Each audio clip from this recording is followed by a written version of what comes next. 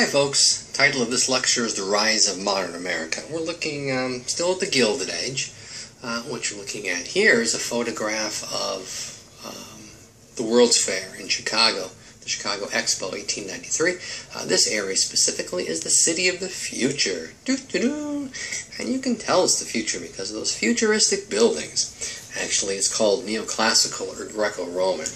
It's not so much future but hearkening back to, well, first of all, neoclassic or Greco-Roman was very popular in the United States right after the American Revolution.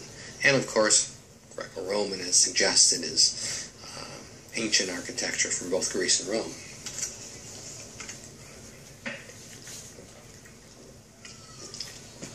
We're looking at the industrialization of the North and the New South.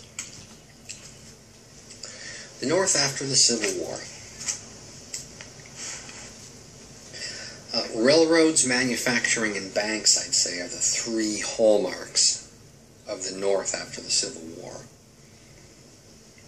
Telegraph lines followed railroads out west. 1876 in Philadelphia, the telephone was introduced, and manufacturing followed the telephone. Large mass production and mass distribution because of the railroad. And size meant greater efficiency. In Sinclair's book, The Jungle, he describes the process of hog butchering using machines, trolley lines. Different men had different tasks, individual operations, but each man working as if, quote, a demon was after him. Railroads opened on limited markets, both in size and scale. Mass production thus increased, and so we have the standardization of parts. Standardization of parts made process easier and eventually cheaper.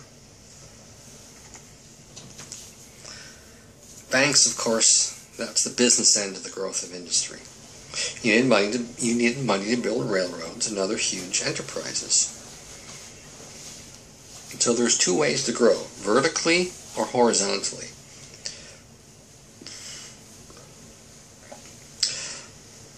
Vertically would be companies like Armour and Swift. They own the meat packing from the farms to the packing house.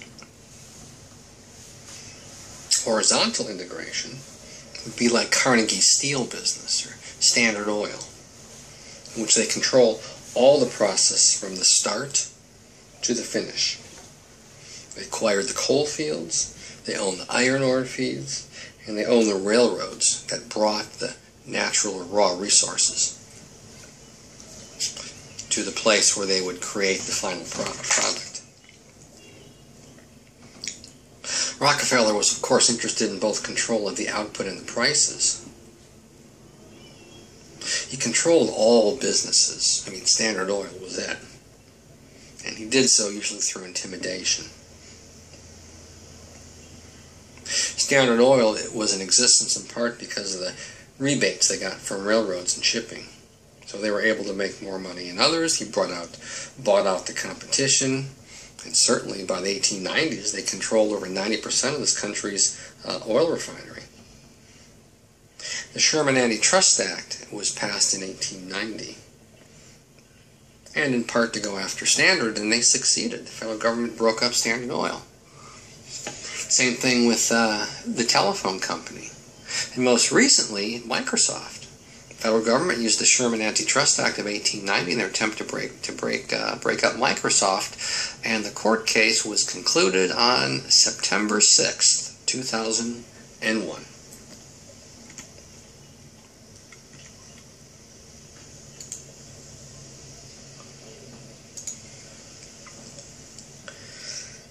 Clocks became smaller and smaller until they eventually fit on your wrist. Of course, clocks also displace the seasons. You're a farmer, you have to get things done by the summer. When you're working in a factory, you got to get stuff done in the minute or the hour. We also have great administrative networks now.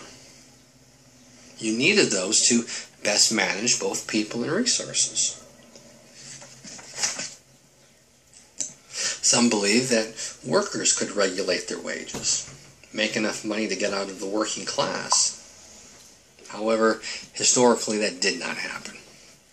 So we have what Thomas Jefferson referred to as the entrenched proletariat. You make just enough to pay your bills, but not enough to get out of the, what we call today, the working class, i.e. poor people. Well, in the New South we have not really an industrial revolution. We have a few factories being developed, but it's primarily the use of northern money. Northern banks are loaning money to the South. What the South did have was plenty of labor. And remember, or maybe you don't remember, if you didn't take 1301 with me, you don't remember, our pay scale was based on age, race, and gender. So white people got paid more than non-white people, adults got paid more than children, men got paid more than women, Americans got paid more than foreigners. So certainly in the South, business owners are looking to hire black children, especially black female children. That's where they make the most money. And this is our national, if you will, pay scale from the 1790s until 1964. Well, Congress did pass laws setting aside land for the freemen, the ex-slaves. But as Reconstruction went on, more and more of the, quote, redeemer governments simply got that land back.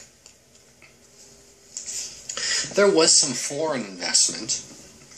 Great Britain and other European powers invested money in the city. Some wondering if this is a case of economic colonization. Investors sent money to do certain things they weren't willing to do outright. Trains became standardized. Federal money was used to increase harbors and the infrastructure, so exports increased.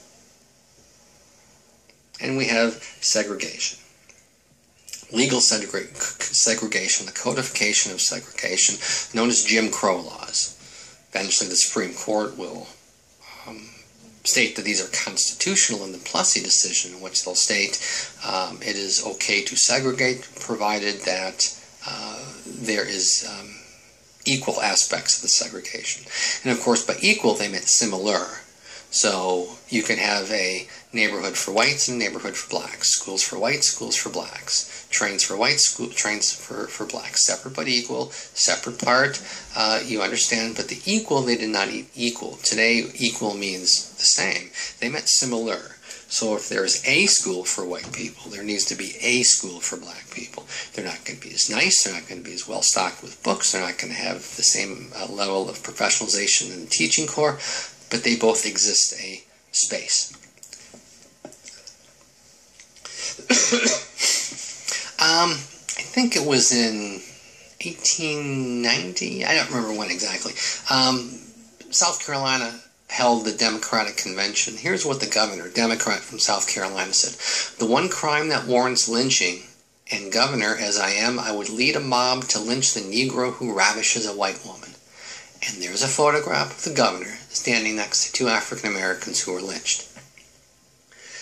This was a common myth going back to, goodness gracious, the 18th century with slavery, is that black men are lustful and they chase after white women, and that black women are lustful and they chase after white men.